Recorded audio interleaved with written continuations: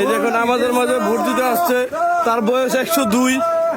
17 বছর পরে উৎসব মুখর পরিবেশে তার ভোট দেওয়ার প্রয়াস আমরা এইভাবে পূরণ করছি।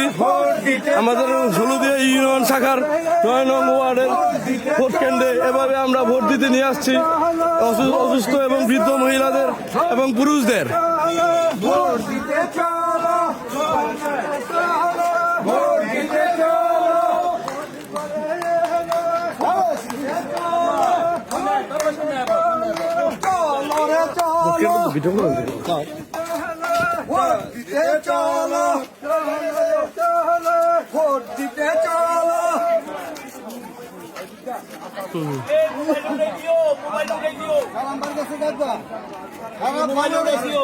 বাংলাদেশে